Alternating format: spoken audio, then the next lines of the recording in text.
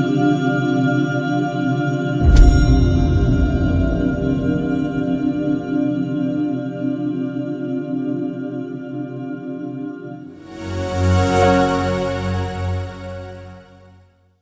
everyone, welcome back to another video of Mastering the Interview. My name is Kushal Joshi, your soft skill and business development coach. So आज हम यहाँ पे देखने वाले एक छोटा सा डिफरेंस, बट येस वो एक बहुत बड़ा डिफरेंस साबित हो सकता है. So हम यहाँ पे देखने वाले difference between CV and resume, जिसको CV को अगर मैं कहूँ करिकुलम विटाए जहाँ जिसको बोला जाता है, रेज्यूमे. तो ये दोनों में डिफरेंसेस क्या है? ये दोनों एग्जैक्टली सेम डॉक्यूमेंट कहा जाता है. बहुत बार बच्चों को, अगर मैं कहूँ फ्रेशर्स को खास करके, इवन वर्किंग प्रोफेशनल्स को भी, आई बेट उनको ये डिफरेंस पता नहीं होगा. छोटी सी चीज़ है बट बहुत ज़्यादा बड़ा इम्पैक्ट एक्चुअली बना सकती है अगर आप अप्लाई कर रहे हो कभी जॉब के लिए. तो चलो हम देखते हैं एग्जैक्टली इसमें हम क्या देखने वाले हैं. तो सबसे पहले लेंथ एंड पर्पस. एग्जैक्टली हम पहले पर्पस डिस्कस करेंगे कि ये CV और जो आपका रेज्यूमे, इसका पर्पस क्या होता है.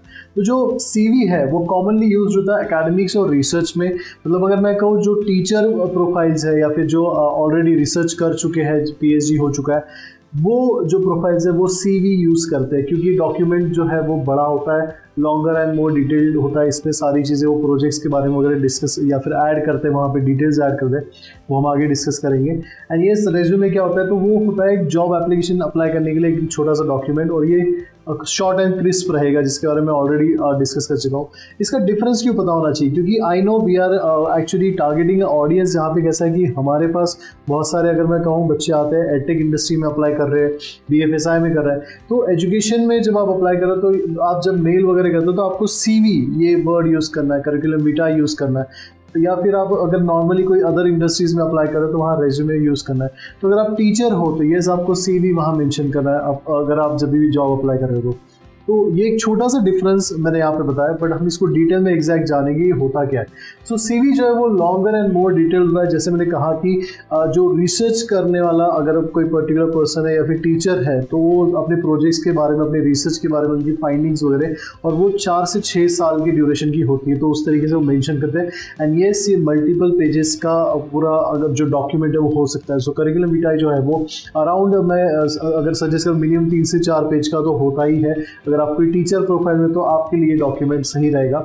एंड ये जो रेज्यूमे है वो यूजुअली शॉर्ट होता है, उसका एक स्ट्रक्चर फॉर्मेट होता है. मेंशन वहाँ पे सारी चीज़ें ऑलमोस्ट सेम होती है, बट हाँ, जो एक इंडिविजुअल है जो एक अदर इंडस्ट्रीज़ में अप्लाई करे, तो वहाँ उतना डिटेल में उनको मेंशन नहीं करना होता, क्योंकि जब आप एक टीचिंग प्रोफाइल पे अप्लाई कर रहे हो तो आपका जो इंटरव्यू है उतना डिटेल मैनर पे होता है कि आप सिखाते कैसे हो, पढ़ाते कैसे हो, सारी चीज़ें. उसके अलावा आपने क्या क्या पढ़ाई की है, किस तरीके से, ये कौन सा एग्जैक्टली प्रोजेक्ट आपने किया है, किस तरीके से आपने आपका पर्टिकुलरली PhD कंप्लीट किया है, क्या टॉपिक था, क्या फाइंडिंग्स था, वो सारी चीज़ें डिटेल में यहाँ पर डिस्कस की जाती है. इसलिए दोनों डॉक्यूमेंट एक दूसरे से अलग है, बट हमें कहीं ना कहीं सिमिलर साउंड करते हैं. ठीक है. तो इसके बाद जैसे मैंने कहा कि नॉर्मली एकेडमिक और रिसर्च में ये यूज़ किया होता है जो CV है. रेज्यूमे जो होता है वो जॉब एप्लीकेशंस में, जो अदर इंडस्ट्रीज़ है वहाँ पे यूज़ होता है.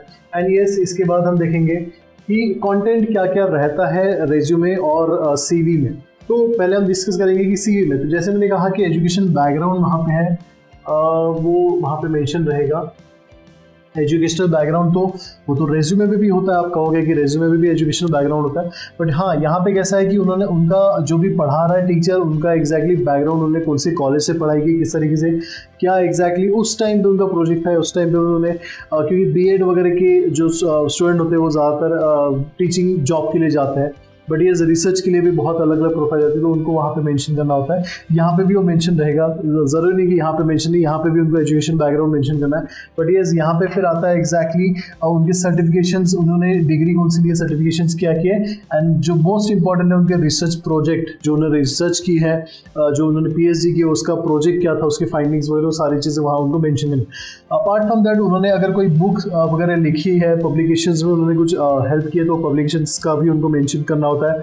एंड यस, उनको कोई अवार्ड्स वगैरह मिला है या फिर ऐसा कुछ उनके अचीवमेंट्स वहाँ पे, तो उनको उस तरीके से डिटेल में ऐड करने होते हैं. बहुत बार कैसा होता है कि रिसर्च करने वाले पेटेंट भी लेते हैं. पेटेंट किस तरीके से, अगर मैं कहूँ तो उन्होंने कुछ यूनिक चीज़ फाइंड की हो या फिर उस तरीके से उनको पेटेंट वगैरह भी मिलता है, तो वो सारी चीज़ें वहाँ वो मेंशन कर सकते हैं.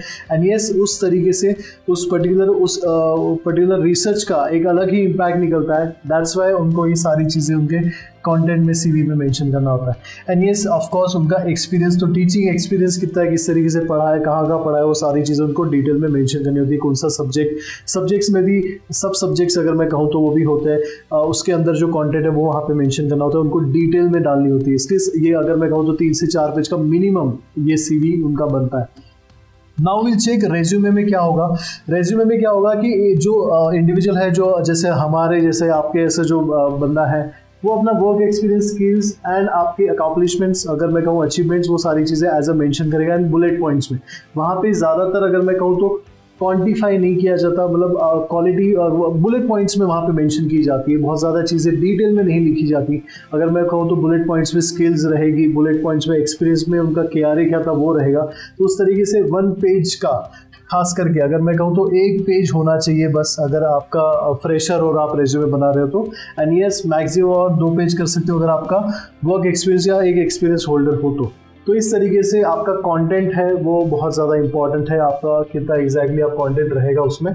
एंड ये उसके बाद आता है फ्लेक्सिबिलिटी। सो फ्लेक्सिबिलिटी मतलब एग्जैक्टली कैसा है कि उसमें जैसे मैंने कहा कि रेज्यूमे में लिमिटेशंस होते हैं कि आप बहुत मतलब कम अमाउंट में आपको सारी चीज़ें मेंशन करनी होती है, बुलेट पॉइंट्स में मेंशन करना होता है। यहाँ पे वही क्या है कि वो मॉडिफाई कर सकते हैं, अपडेट कर सकते हैं इंडिविजुअल के एकेडमिक एंड प्रोफेशनल जर्नी के अकॉर्डिंगली। तो उन्होंने जब एजुकेशन किया उसके बाद उन्होंने जो भी चीज़ें की है, जो भी प्रोजेक्ट्स पे काम किया, मल्टीपल प्रोजेक्ट्स पे काम किया, वो यहाँ मेंशन को करना होता है।